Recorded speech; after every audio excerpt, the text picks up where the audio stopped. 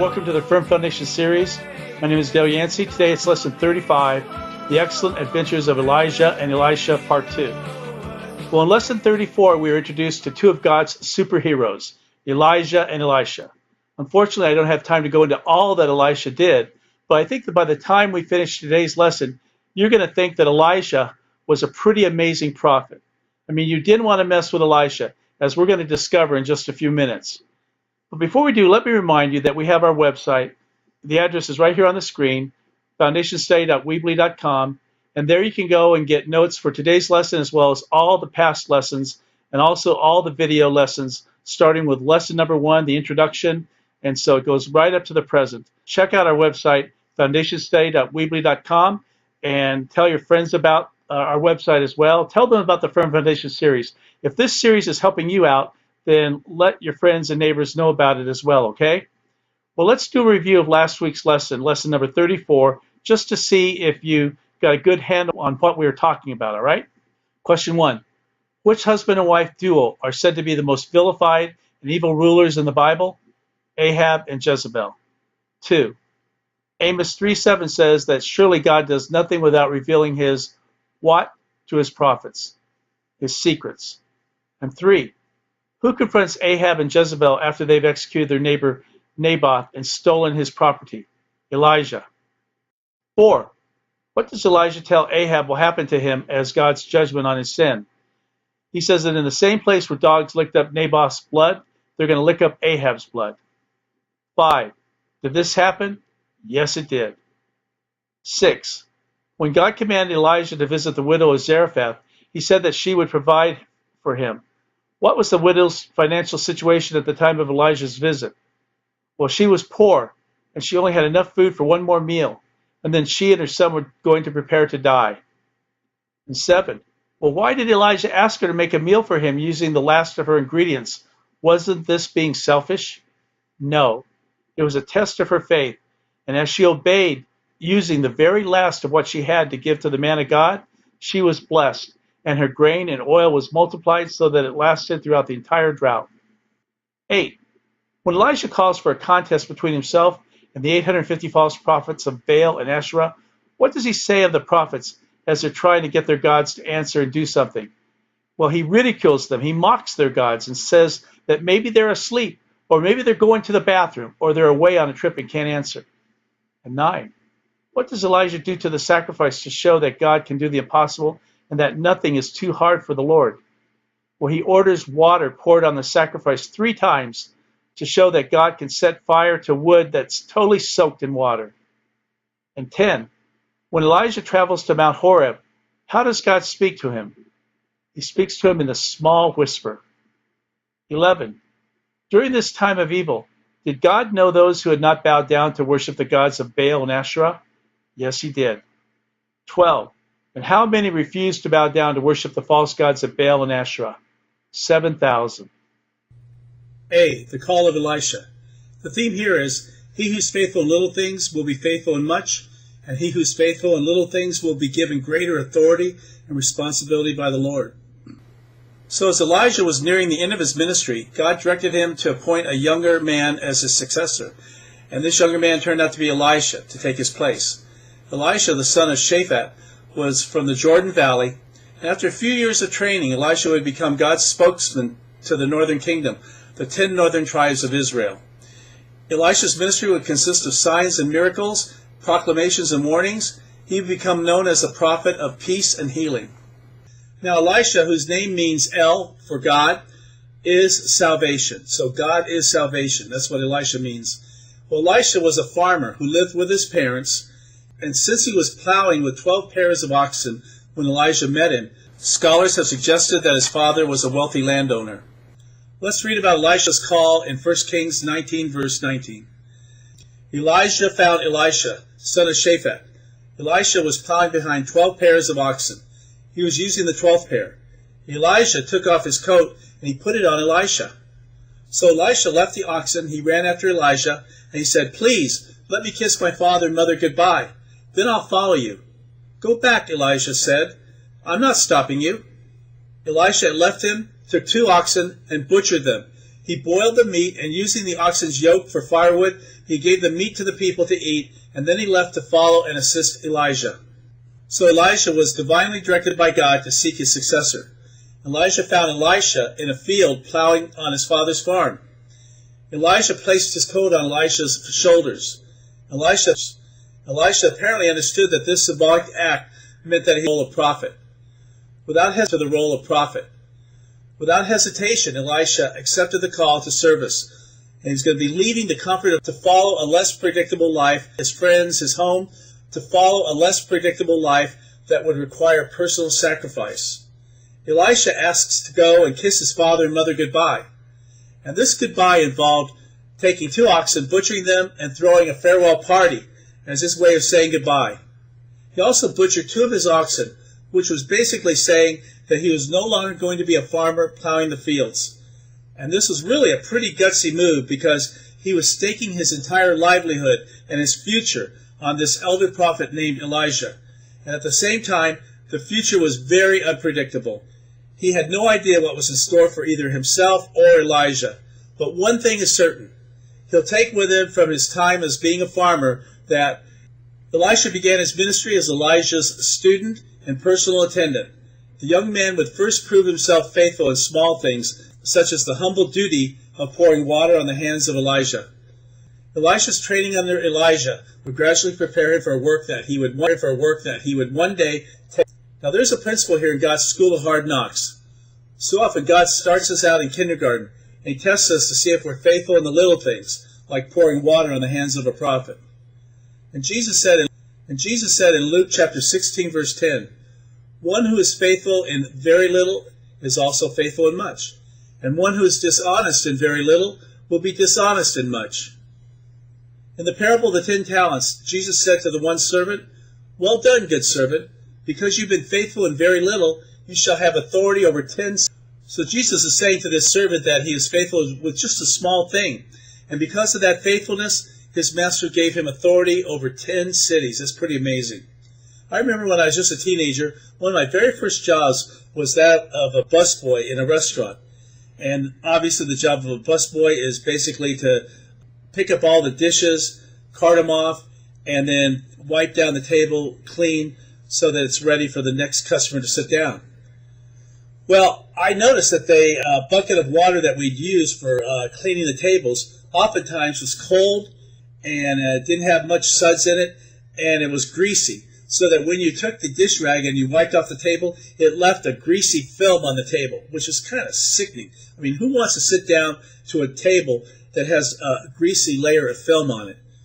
So God spoke to me and he said, "Dale, I want you to be faithful in a little thing here. I want you to be faithful by taking that bucket of water, and I want you to fill it up with hot, clean, soapy water. And then wash the tables down so that they're clean and spotless and there's no film on the tables whatsoever." And I did that. And I did that time and time again. Sometimes it was just like a major pain because it put me behind. I mean, I wasn't able to do as fast a job cleaning the tables because I was trying to do a really good job of making sure that the table was super clean, no greasy film on it. God was showing me basically, "Dale, I want you to be faithful in this little thing." I mean, if you can't do such a little thing as bust a table and wipe it clean so that it's really clean and no greasy film on it, then you're not going to be of much use for me in the future. See, God's training in our lives involves being faithful in the little things. And that's what we find here with Elisha. Now we come to B, the school of the prophets. We first prophets during the time of King Saul. School of the prophets during the time of King Saul.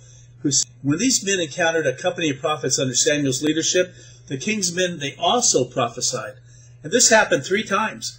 So Saul himself also went, and he too prophesied, leading people of the day to ask, "Is Saul also among the prophets?" It became the king's men, they also prophesied.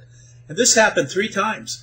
So Saul himself also went, and he too prophesied, leading people of the day to ask, "Is Saul taken from them that very day?" Let's read 2 Kings chapter 2, verse 1.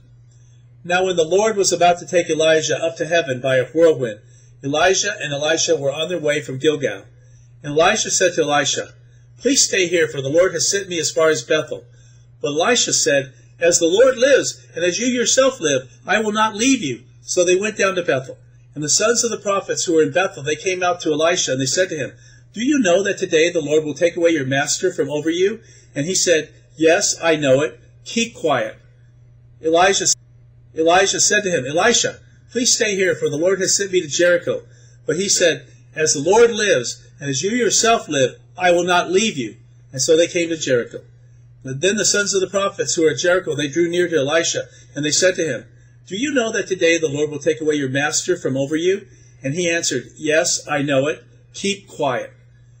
Then Elisha said to him, "Please stay here, for the Lord has sent me to the Jordan." But he said, "As the Lord lives, as you yourself live, I will not leave you." So the two of them went on. Well, 50 men of the sons of the prophets also went, and they stood at some distance from them, by the Jordan. Then Elijah standing by the Jordan. Then Elijah took his cloak, and he rolled it up, and he struck the water. And the water was parted to the one side and to the other, till the two of them could walk over and cross the Jordan River on dry ground. And when they had crossed, Elijah said to Elisha, "Ask what I shall do for you, before I am taken from you." And Elisha said, "Please, let there be a..." And Elisha said to him, "You've asked a hard thing. If you see me as I'm being taken from you, it shall be so for you. But if you do not see me, then it won't be. It won't be so." And as they still went on and talked, behold, chariots of fire and horses of fire separated the two of them. And Elisha went up by a whirlwind into heaven. And Elisha saw it, and he cried, "My father, my father!" And the chariots of Israel and his horsemen. And he saw him no more. And he took hold of his own clothes, and he tore them in two pieces.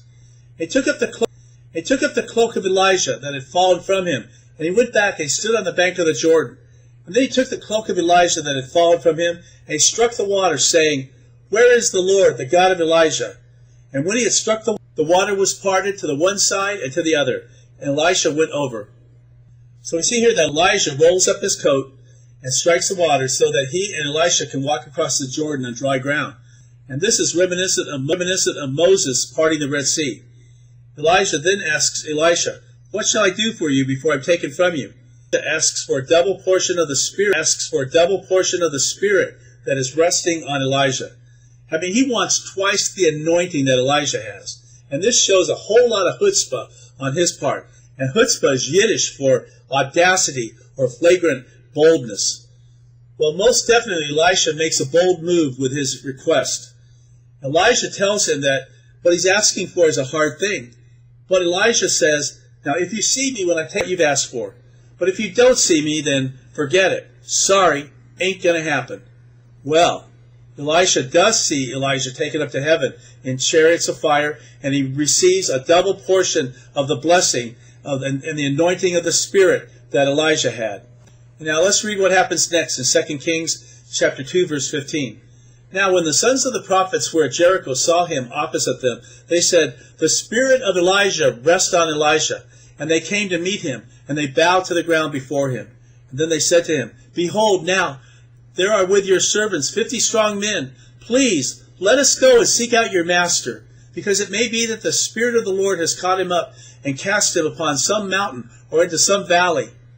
And Elisha said, "No, you don't need to go." But when they urged him until he was ashamed, he finally said, "All right, go." They sent therefore 50 men, and for 3 days they sought him, but they did not find Elijah. Then they came back to Elisha, and they told him, Elisha was staying there at Jericho, and they said to him, and he said to them, "Did I not say to you, don't go?" So what we have here is a group of 50 come up to Elisha after Elijah. They come up to Elisha after Elijah is taken up into heaven, and they urge Elisha to the fire, and they urge Elisha to let them go and look for Elijah. Well, Elisha knows very well where Elijah is. He's not on some mountain, but he's been taken up to heaven, and he's nowhere to be found in the Jordan Valley. But the prophets, they keep hammering him with these requests to go and look for Elijah. So finally, Elisha relents, and he says, "All right, fine, go ahead, look for him." So the 50 prophets, they spend the next 3 days looking for Elijah. Really, like a major waste of time, right? Of course, they didn't find him. And they came back and they reported to Elisha that they were not able to find Elijah. Well, duh, you think? I mean, Elisha says, "Well, didn't I tell you not to go? I mean, didn't I tell you not to waste your time?" But no, you wouldn't. All right, So Elisha didn't exactly say it in those terms, but he really meant the same thing. And here's what we learn here. The school of the prophets at this point, they don't exactly give Elisha any respect at all. It's certainly not the respect that he deserves. They still see him as just a schoolboy, a kid, like Elijah's understudy in training. But now they're going to learn the hard way, that they had better start listening to Elisha, who's now in charge. And now we come to see Elisha and the healing of the water. Well, while Elisha was still in Jericho, word about him spread so that all the citizens of Elisha's power, the leading men of the city, came out to him, and they had a practical problem that gave him an opportunity to demonstrate God's desire and ability to bless the people there in Jericho. Now, Jericho had many natural advantages since it was located in a fertile valley of the Jordan Valley. Jericho had many natural advantages since it was located in a fertile valley. In fact, it was brackish, and this water that had been used for irrigation, it was killing the crops rather than nourishing them. The parallelism here between the physical situation of the bad water, the bitter water, the polluted water, and the spiritually polluting influences of Baal worship in Israel are so obvious. I mean, I remember a time when my wife and I were first married. We were newlyweds, and the first place that we lived in, it was an apartment on the outskirts of Brockport, New York, and this was flat farmland, and it's really a nice area to live in.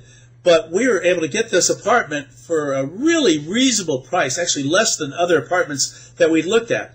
And the landlady, who was a Jehovah's Witness, she told us that the reason that the rent was so outskirts of Brockport, New York, and the water was polluted with sulfur. I mean, this water was so that you could not drink the water. It was only good for flushing the toilet and maybe washing dishes, maybe taking a shower or whatever, but you couldn't drink the water.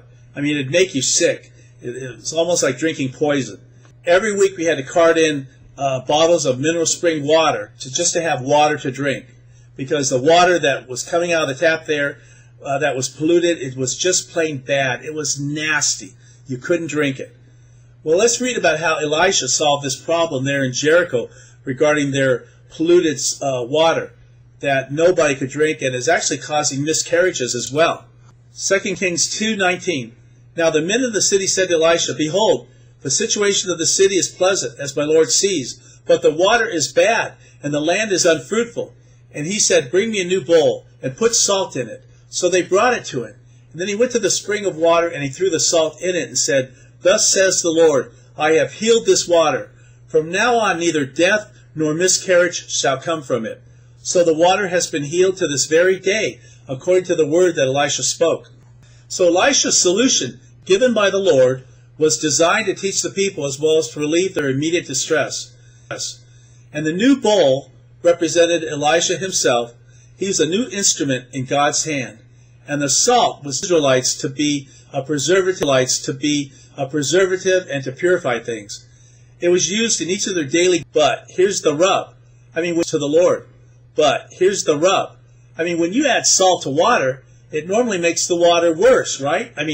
You put salt in. Seawater is toxic because your body fails eventually when it tries to get rid of the salt that comes from seawater.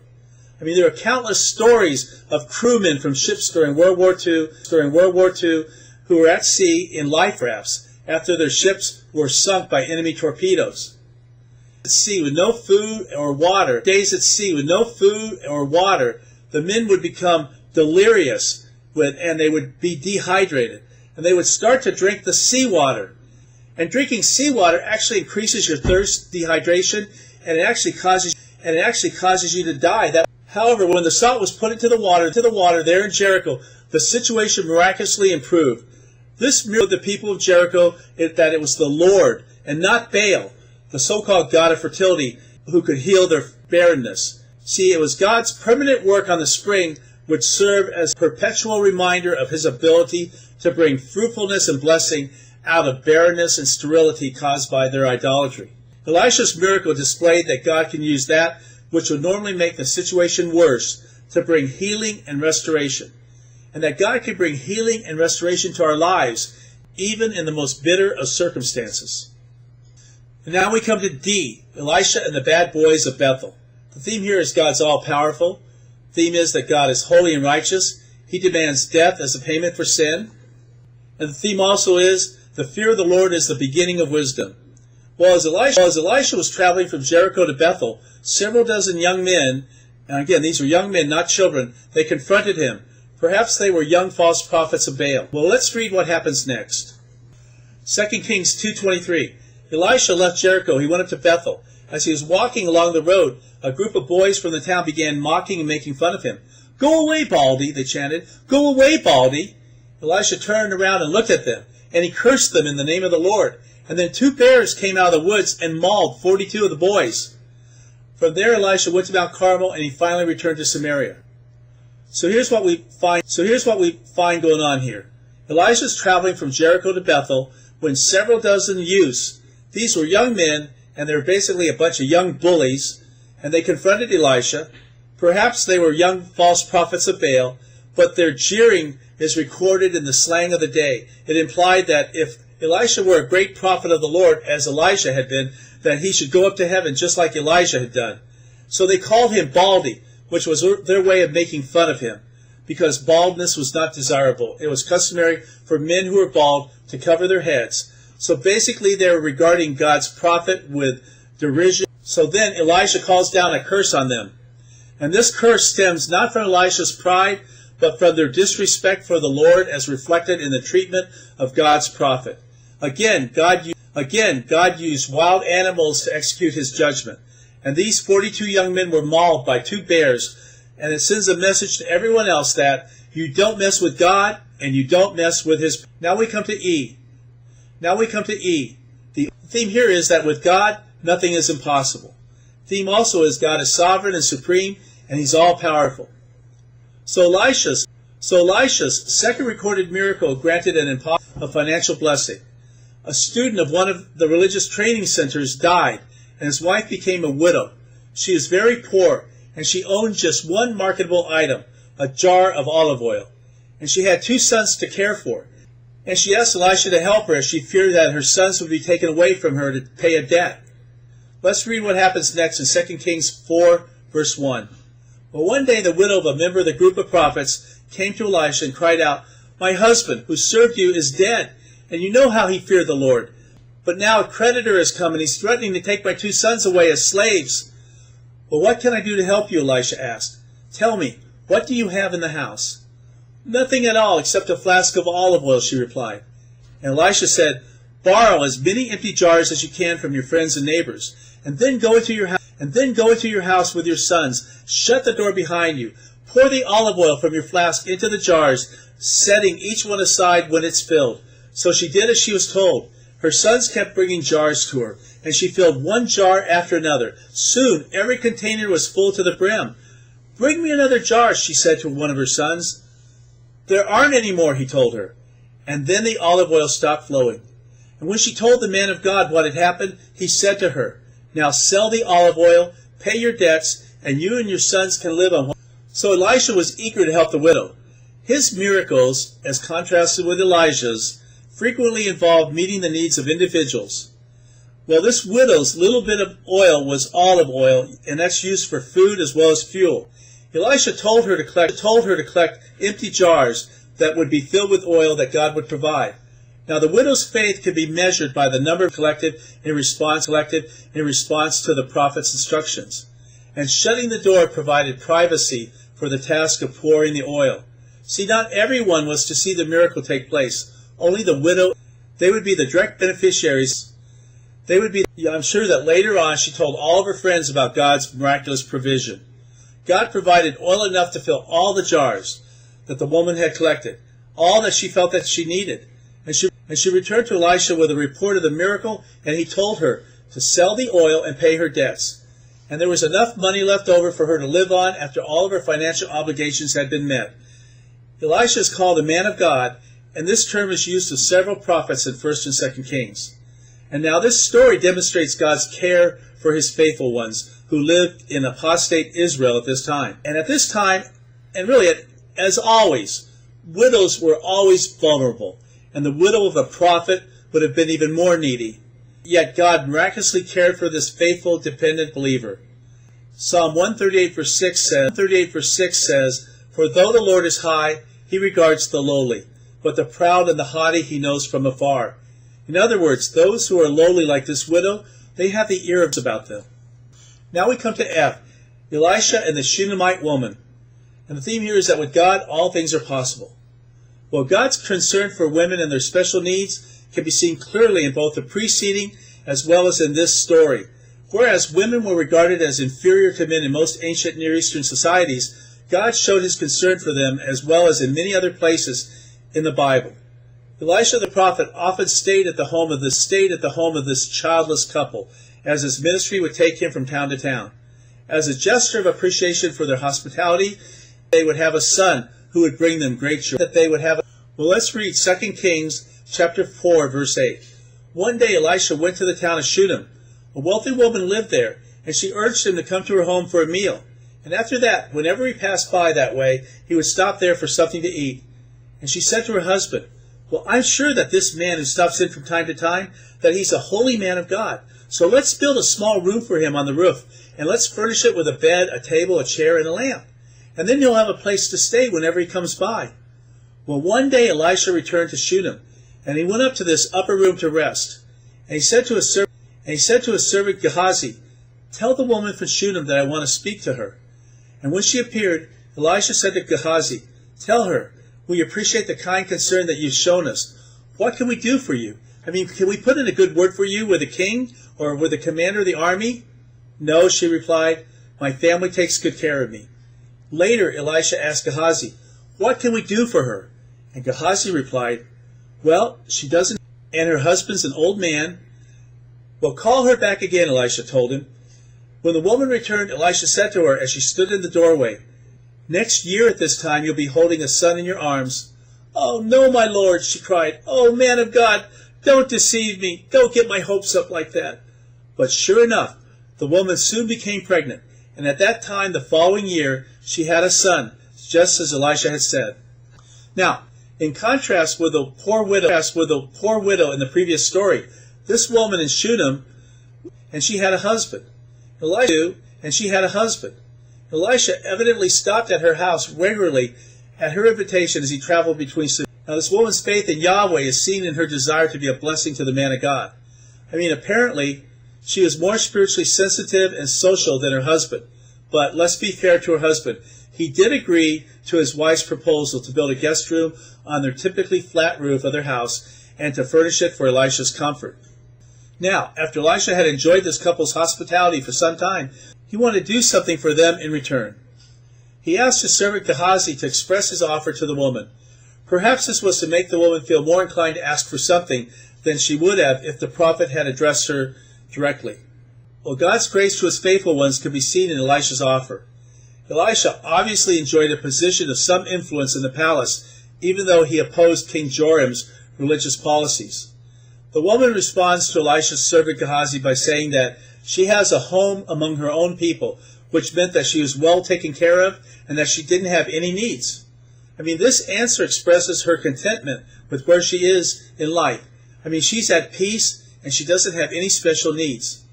How remarkable is that? How many people do you know or meet who are content just right where they are in life, and they're at peace with God and with themselves and with their circumstances? That's a rare person. The Apostle Paul wrote to the Philippian church that he had learned to be content in whatever situation he found himself. In other words, contentment, to Paul's way of thinking, was something that could be nurtured and learned. I think the starting point for contentment is for us to focus our eyes on Yahweh, Almighty God. And when we realize that He's in control of everything, that He's working out His will and good pleasure in our lives, we can begin to rest in a peace and a contentment that God has everything around us, everything in our lives. He's got everything under control. Well, Elisha's determined to return her favors, so he talks with Gehazi after she left his room, and he's asking Gehazi what he might do for her. And Gehazi observed that she had no son, and she probably never would have a son because her husband was old. Well, upon hearing this, Elisha called her back, and he told her that she would have a son in about a year. This miraculous birth would be God's gift to her for her goodness to His servant. And the woman's response to this announcement, it doesn't mean that she did not want a son, because every Israelite woman wanted a son.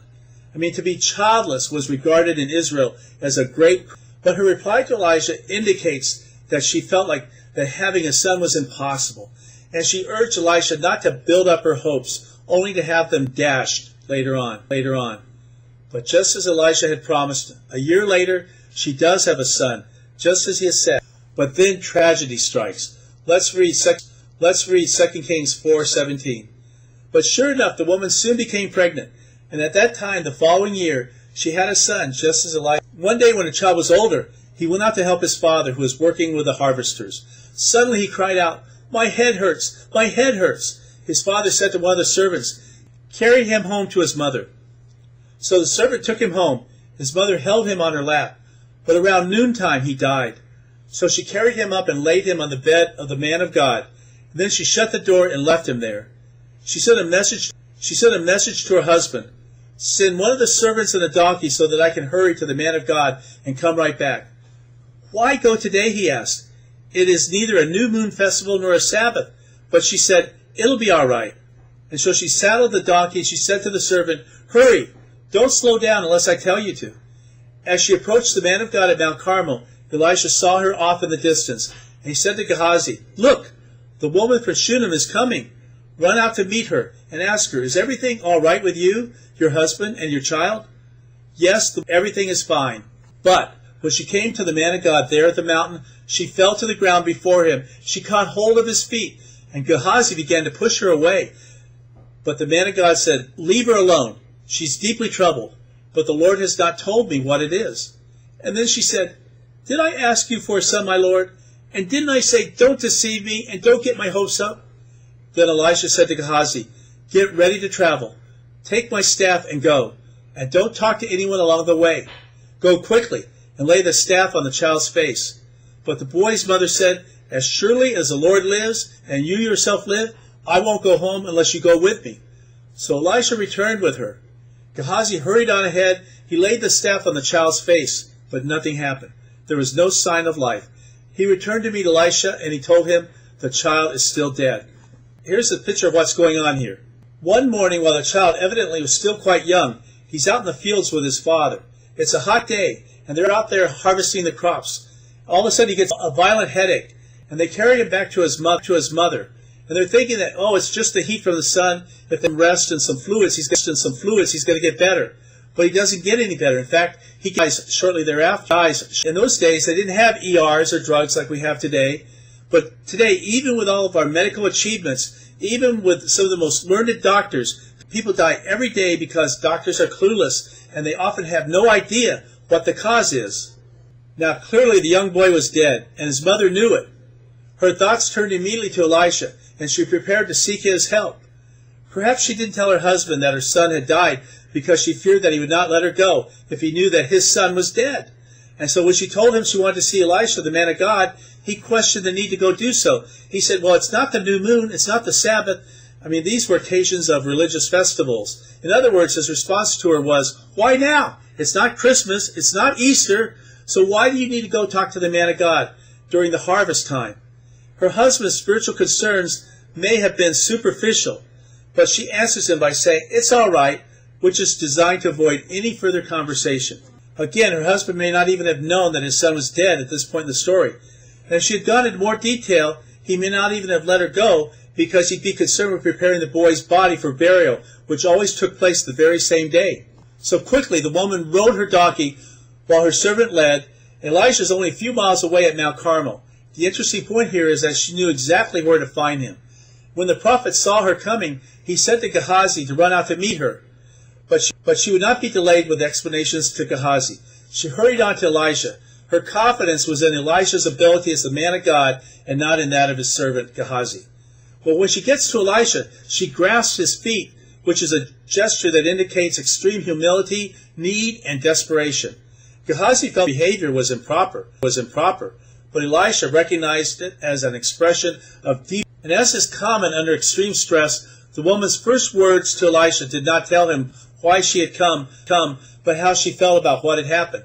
She referred to the fact that having a son who died was a loss of all of her hopes, as though she had never had a son at all. She was so heartbroken by her son's death that at that moment She told Elisha she felt that it would have been better if her son had never been born. In effect, she's saying to Elisha, "Why did you mess with me like this? Why give me a son only to have him taken away? Why build up my hopes only to have them crushed like this? I would have been better off if he'd never been born." Well, now we come to the prophet's miracle. Let's read in 2 Kings chapter 4, verse 29, what happens next. Then Elisha said to Gehazi, "Get ready to travel. Take my staff and go, and don't talk to anyone along the way. Go quickly and lay the staff on the child's face." But the boy's mother said, "As surely as the Lord lives, and you yourself live, I'm not going to go with you. I'm not going to go unless you go with me." So Elisha returned with her. Gehazi hurried on ahead. He laid the staff on the child's face, but nothing happened. There was no sign of life. He returned to meet Elisha, and he told him, "The child is still dead." When Elisha arrived, the child was indeed dead, lying there on the prophet's bed. He went in alone. He shut the door, prayed to the Lord. And then he laid down on he prayed to the Lord. And then he laid down on the child's body, placing his mouth on the child's mouth, his eyes on the child's eyes, and his hands on the child's hands. As he stretched out on him, the child's body began to grow warm again.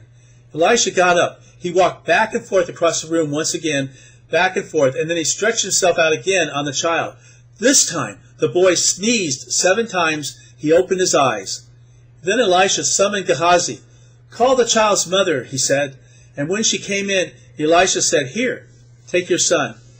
She fell at his feet, and she bowed before him, overwhelmed with gratitude, and then stairs.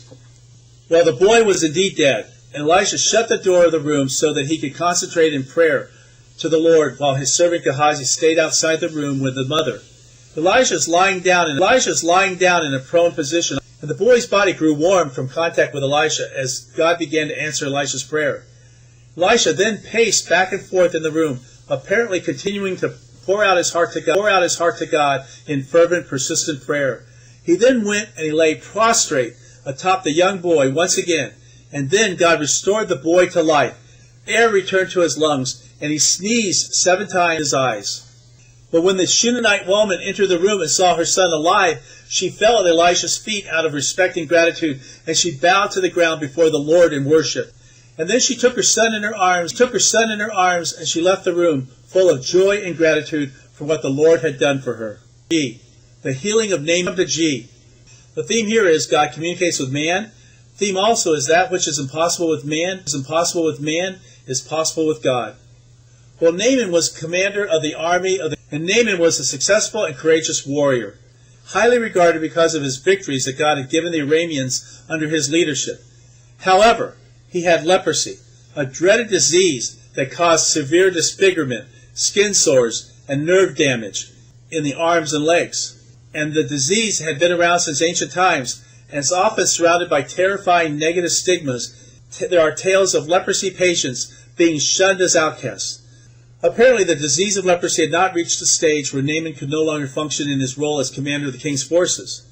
And during the course of their occasional battles with Israel, Naaman's forces had captured some Israelites whom they had made slaves. One of these was a young girl whom Naaman had given to his wife as a servant.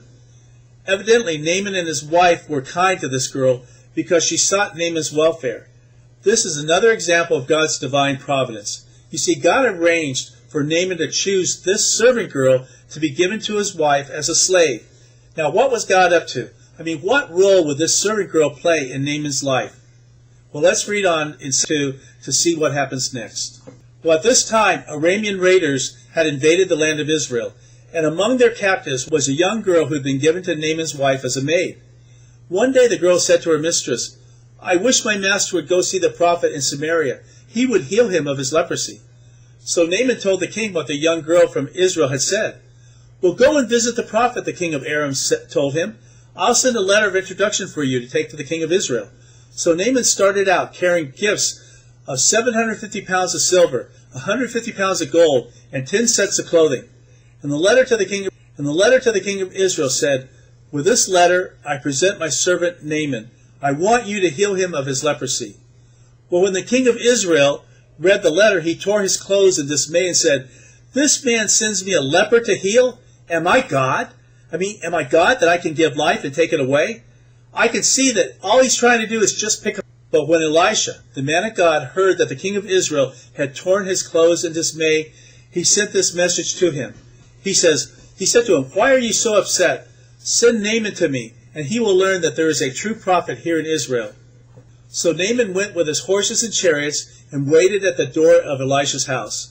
But Elisha sent a messenger out to him with this message: "Go and wash yourself 7 times in the Jordan River, and then your skin will be restored and you'll be healed of your leprosy." Well, the young Israelite slave girl told her mistress, who then told her husband Naaman, that a prophet lived in Samaria who could cure the leprosy. This, of course, was Elisha, who lived in the capital city. Well, the Arabian king was anxious for his valuable commander to be cleansed, not only because he was a trusted friend, but also because this dreaded disease of leprosy would eventually rob the king of his top military commander. And Naaman, as he sets out to visit King Joram, whom he assumed would order the prophet to cure him, he brings with him 750 pounds of silver, 150 pounds of gold, and 10 sets of clothing. I mean, these were prized gifts in the Near East. Well, they're prized gifts today. I mean, that's a fortune. 750 pounds of silver and 150 pounds of gold. I mean, you can live on that the rest of your life.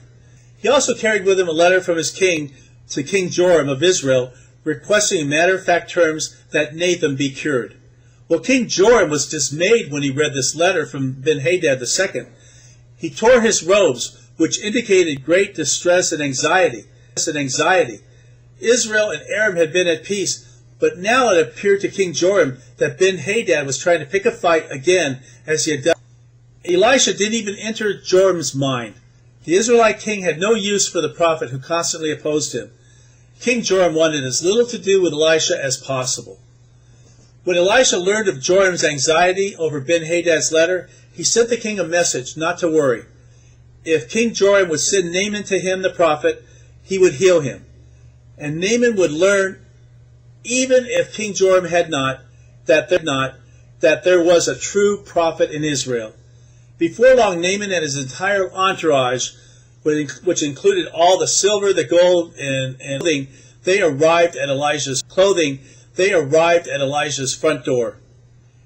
Well, Elisha's not impressed in the least by this great general or his entourage or all the gifts. In fact, Elisha doesn't even go out to meet him. Instead, he sent a messenger to convey this simple prescription. Naaman was told to dip 7 times in the Jordan River, and then he would be healed of the disease of leprosy. Now, the cure lay not in the water of the Jordan, but in obedience in faith to God. Now, that sounds simple enough. I mean, just go and dip 7 times in the Jordan River, and Naaman would be healed. His leprosy would be gone. But let's read on as to how he responds to this simple prescription that Elisha gives him. 2 Kings chapter 5, verse 11. Well, Naaman became angry. He stalked away. Well, I thought he would certainly come out to meet me. He said, I expected him just to wave his hand over the leprosy and to call upon the name of the Lord his God and heal me. I mean, aren't the rivers of Damascus, the Abana, and the Pharpar, aren't they better than any of the rivers of Israel? I mean, why shouldn't I wash in them and be healed? So Naaman turned, and he went away in a rage. But his officers, they tried to reason with him, and they said, Sir, if the prophet had told you to do something really difficult, wouldn't you have done it? So you should certainly obey him when he says such a simple thing, to just go wash and be cured. So Naaman went down to the Jordan River. He dipped himself 7 times, as the man of God had instructed him, and his skin became healthy as the skin of a... and he was healed. Then Naaman and his entire party went back to find the man of God. They stood before him, and Naaman said, Now I know that there's no God in all the world except in Israel. So please accept a gift from your servant. But Elisha replied, As surely as the Lord lives, whom I serve, I will not accept any gifts. None. Nada. And though Naaman urged him to take the gift, Elisha refused. Then Naaman said, All right, but please allow me to load 2 of my mules with earth from this place, and I will take it back home with me. From now on, I'll never again offer burnt offerings or sacrifices to any other god except the Lord. However, may the Lord pardon me in this one thing. When my master the king goes into the temple of the god of Rimmon to worship there, and he leans on my arm, may the Lord pardon me when I bow too. Go in peace, Elisha said. So Naaman started home again. Well, when Naaman's told by Elisha to dip his body in the Jordan River 7 times, he gets angry, and he refuses for 2 reasons. Reason number 1, his pride had been offended by Elisha's offhanded treatment of him. He expected a cleansing ceremony in keeping with his own dignity. He expected Elisha to come out and wave his hand over him and heal him. And he's angry that Elisha didn't even come out to meet him. And 2, he resented having been told to wash in a muddy river that he considered inferior to the rivers in his hometown. The water of the Jordan, he thought, could not possibly do him any good. Well, all too often we want God to do something, and we think he's going to do it in a certain way. Usually it's got to be our way, the way we think it ought to be done, right? But God's ways are higher than our ways, and his thoughts are greater than our thoughts. And when he does things, he does them in a way that will bring the greatest good, as well as the best results, as well as the greatest glory to God Almighty. For example, he had Elisha tell Naaman to go and dip in the Jordan River 7 times because he needed to learn to obey the prophet of God and learn to do what the prophet was telling him to do. And he also needed to be humbled. You see, Naaman, of all things, was a proud leper, and he most definitely needed to be knocked down a few pegs and gain some humility.